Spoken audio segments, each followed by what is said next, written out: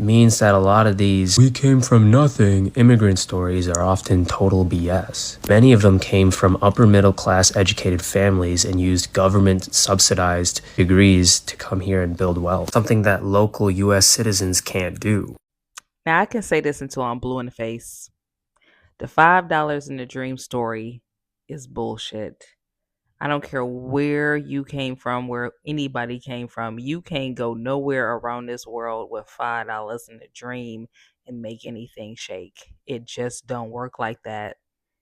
The whole time that shit was a fallacy, and people was really believing it. A lot of our folks was believing that shit too. Like, dang, these immigrants came over here. They only have $5. They came over here with nothing. How the fuck did you buy food if you didn't have any money? Where did you get food from? How did you buy groceries until you got a job, until you finished school, until you started and actually started profiting in your business? How did you even start a business if you didn't have any money? Who can start a business with $0? Where did you live if the government wasn't subsidizing your housing or wasn't giving you free rent? Where the hell were you staying at?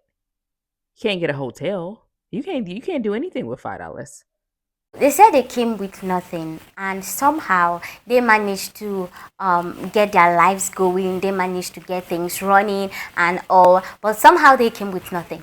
Yeah, let's mark that. They came with nothing. They literally came with nothing.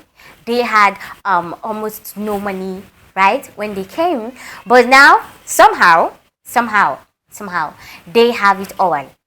They do.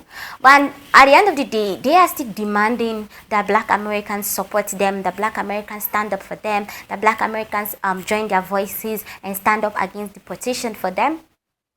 And it's really funny because I do not understand why everyone has to call up the Black Americans. I'm still saying this. I do not understand it. I do not understand why Black Americans should be the first get to when certain communities have issues, when certain people need people to call out. So yeah, I understand that Black Americans stand up for people's rights and all, but demanding it from them is what I will not understand. Is what I cannot understand. Like, you're literally demanding it from them. But you are not asking, okay, do we have a good relationship with these people? How can we better converse with them in order for them to probably help us fairly from their own will? But you are demanding this thing from them. Well, Black Americans are saying this is not our fight. We aren't joining our voices because this is not our fight. And these same people are also saying that Black Americans are supposed to be deported too.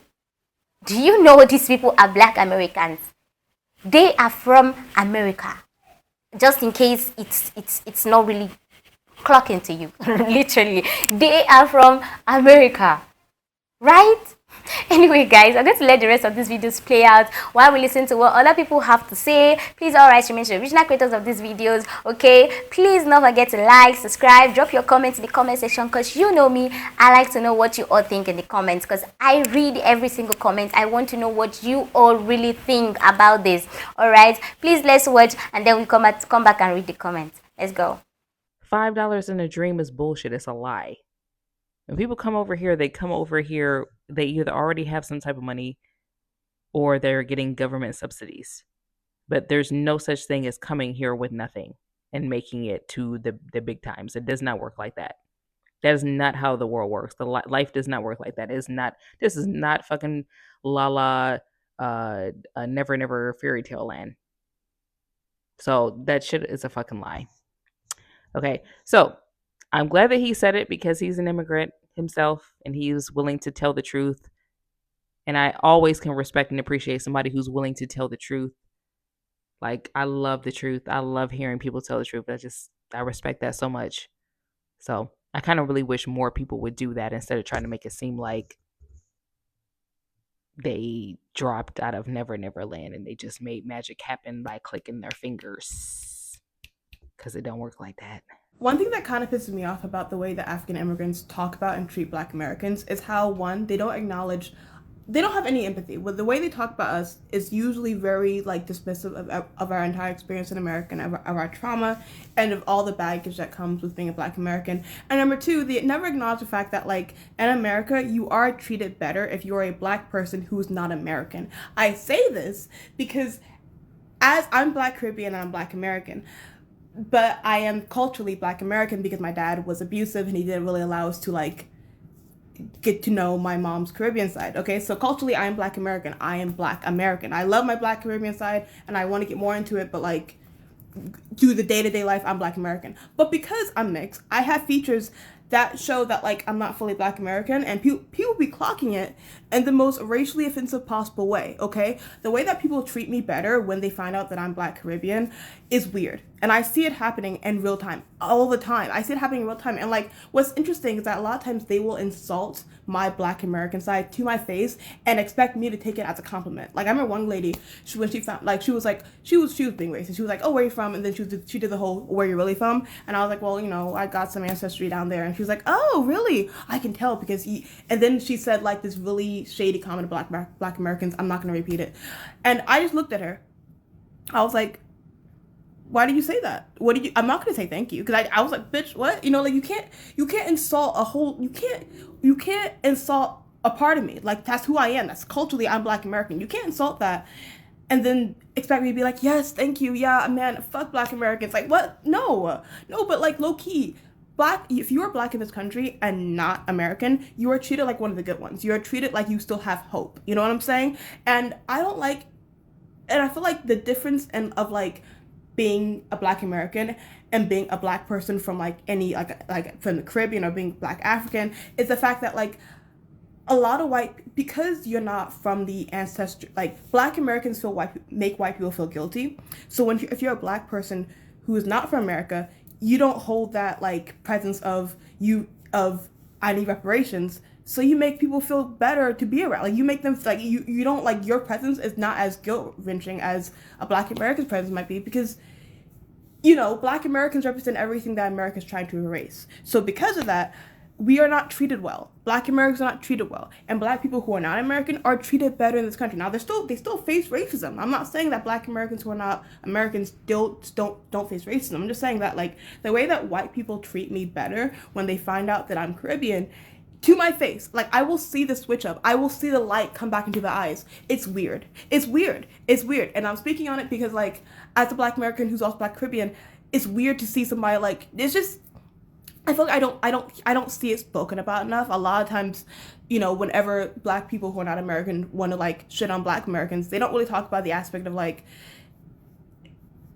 a lot of white people expect black people who are not American to pretty much be like the tap dancing Black people, and then expect Black Americans to be like the annoying, you know, reparations and activist Black people. Okay, like a lot of white people treat Black American immigrants like, oh, you're gonna be the good ones. You know what I'm saying? And like I feel like we need to acknowledge that fact when we're talking about like the different experiences that Black Americans face and like Black non-American, like, you know, Black Africans or Black Caribbeans face, because it does add some nuance. I'll be honest here. Why does it seem like some immigrants and first generation, second generations are angrier at Black Americans who said this is not our fight than they are with the people who are fighting with them? Why are you coming on here saying things like, well, we told you after the whole situation in Chicago, we told you that you were next. We told you that you were next. What do we have to do with this? Like, I don't understand why you feel so like moved to humble Black Americans. You want Black Americans to be humbled so badly. It gives the feeling of jealousy. It gives the feeling of you are upset that we are not in the same situation as you. We're not. It doesn't matter if Black Americans, if ICE comes to all black American apartment complex and harass those people, because they're not getting deported. And even if they did get deported, that would be unlawful. Because where are they deporting them to? This is our home. We're not immigrants. Okay? So the whole FAFO, even if we fuck around, we already know. We're not going to find out because we already know. They've been doing this to us. It's like you want us to be beneath you so bad, and you are upset that you feel like we have one over on you because we're citizens. So you constantly try to make this our problem. And I'm not saying that human rights is not a problem for everybody. I'm just saying that I find it suspicious that Black Americans are simultaneously the worst people in the world and also the people that everybody needs to call on to help them. Like, make up your mind. Is it Uchiwali or is it one mic? What do you want from us? What do you want from us? And why do you feel compelled to make us feel like we're in the same situation as you when we're not? Even though we're all in this situation of America and the system and everything is different. You have an immigrant story that we simply do not have. And get over that. Like, I don't know what to tell you, but the approach that you're taking is not going to work with Black Americans. I can tell you that. We're just going to dig our heels in because we feel like we've already done the hard work. Stop trying to drag us back into a situation that we've already done. After Kamala lost, after everybody tried so hard to get people to vote, I didn't even like Kamala. And I still voted for her. And all the Black Americans I know were like, well, this is going to be horrible if he takes office. So just do that. And y'all couldn't even do that. So what do you want us to do? That was our last ditch effort of sanity. You didn't do that. And now you mad because we like, well, what you want from us? And you're chomping at the bit at any opportunity to make us feel humbled because of our position. I really wish you would stop because it just isn't the same for us. It just isn't going to be. It isn't. So it is what it is. Hey, when it comes to this deportation shit, I got mixed feelings, man, because I do got a heart. Like, I feel bad for the kids, and I feel bad for the people who came over here with honest intentions. Maybe they just fell short of money or a lawyer or whatever. I feel bad for them people.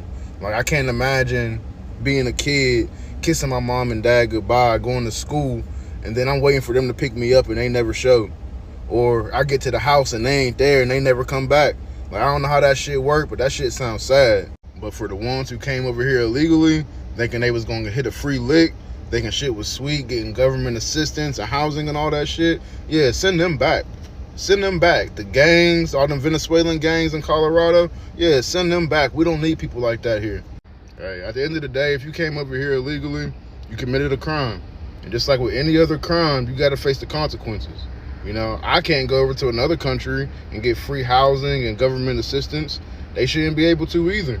You know, it's time for America to start putting Americans first. I'm here for it. I'm going to say this, and I'm going to leave this shit alone. But everybody is asking for mercy for the good immigrants. And I get all immigrants are not criminals. And some of them are here living and doing the right thing. They really are. But if you think that if my black ass went over to Mexico, you think they'll treat me like that? If I live next door to them, in their country, you think they'll help me? Or do you think they'll help you? If you were an immigrant and went over into their country, do you think that they would do all for you that we do for them? No, they would not. They'll treat you like total shit. You do all, I ain't gonna even say all that on here, but no, they won't. But they want sympathy over here in our country because it's the promised land. They're able to work, strive, and take care of their kids and all that. I get that. I do. But give the American people an opportunity as well. Now, I'm not necessarily a fan of all of the crazy tattoos and the way that people move and all of that. Now, with that being said, she's absolutely right. Absolutely right. And most people understand that other governments and other countries, they want you because you have something to contribute into the economy. You have some way in which you add value and you build houses and you bring the American dollar over to their country, and so you feed into their economy and you become a contributing member, and so they're cool with it. And if you look at the requirements to become a citizen or even to be able to live in certain countries, they require you to do certain things, and if you don't meet that expectation, by God, you will be handled accordingly. And so, because other people are not familiar with other countries, or they are not well traveled and they're not familiar with what happens or what the requirement is, or they haven't even researched it and looked it up, they only know what's being fed to them by the media, and so it tugs on their heartstrings, which then forces you to vote a certain way. But the reality is that is not what you think it is, and you are so naive and you are so disillusioned. And this is the reason why you have this sentiment. This is the reason why you think the way that you think. This is the reason why you're so horrified at the fact that people that broke the law, which you can't break the law in some other country, boy, listen, I am terrified of breaking the law in somebody else's country.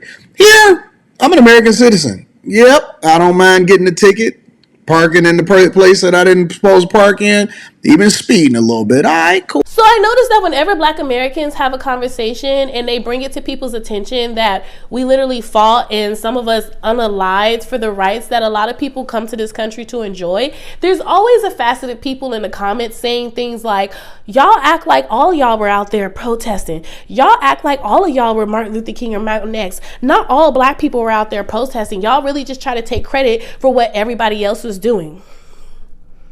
First of all, I know that you got that talking point from the Boondocks. Okay, I watched the Boondocks too. Secondly, I've always hated that aspect of the Boondocks because for me, that was all I needed to see to know that the creator of the Boondocks was raised by a white woman. Because there's no way if you were raised by a Black woman in a Black household that you would come away thinking that the only Black people who really participated or did anything was the ones who showed up at the protests. Because my grandmother, my great-grandmother, and my mother have countless stories of them squaring up in the streets against white people, running home from white boys in pickup trucks, having to square up with white women at the office, having to advocate for themselves at the local grocery store or the butcher's market when they were trying to overcharge them or make them pay the Black tax. There are countless ways that every single Black American person was fighting against racism in their everyday lived lives.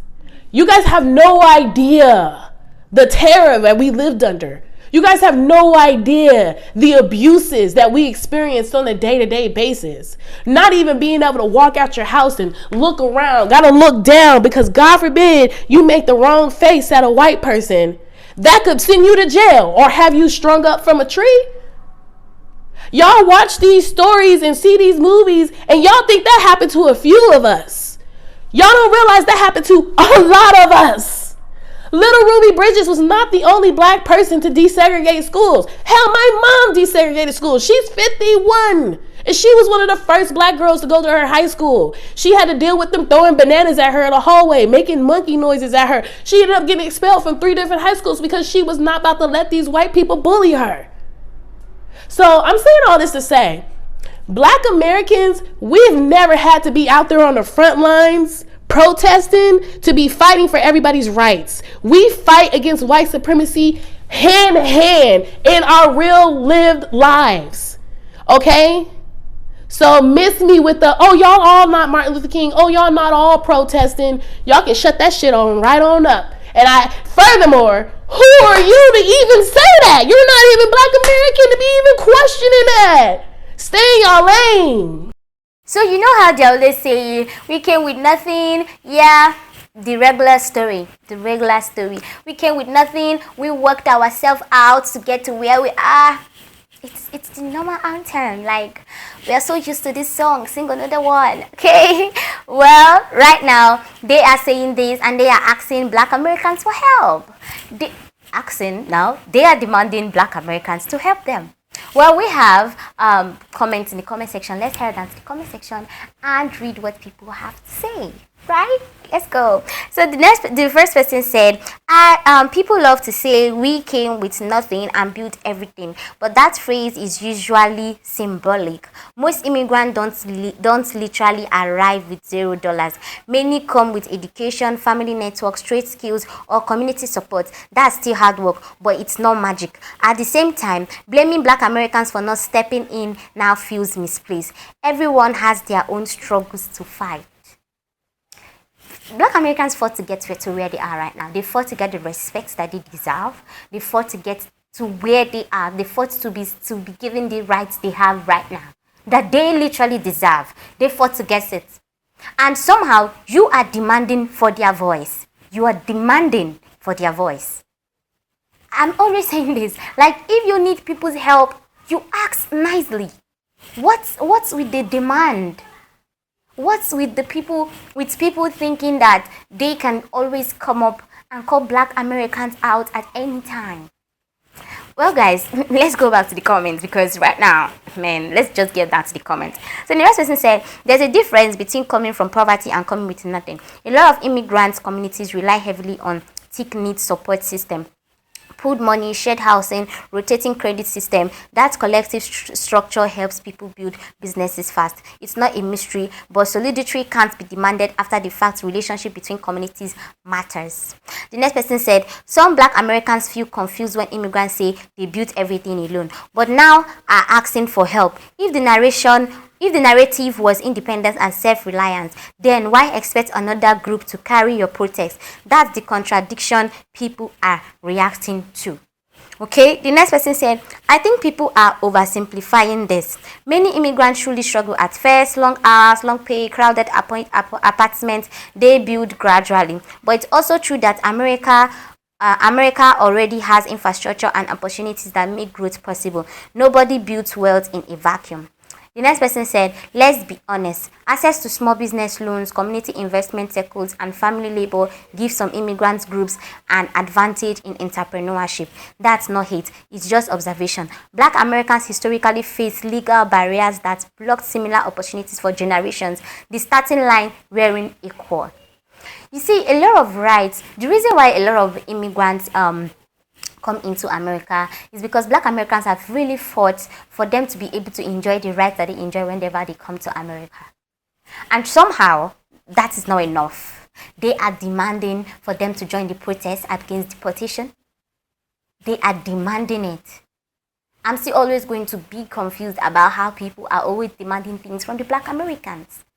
Okay, so let's go. The next person said, the frustration seems less about money and more about messaging. If someone spent years saying we did it without anyone's help, it sounds strange to now criticize another group for not helping during deportation protests. That's where the tension comes from. If you can do it alone, why not do it now alone? As you claim you always do it alone, why not do it now alone? Why are you asking Black Americans to join the protest? Why are you asking them to join their voices?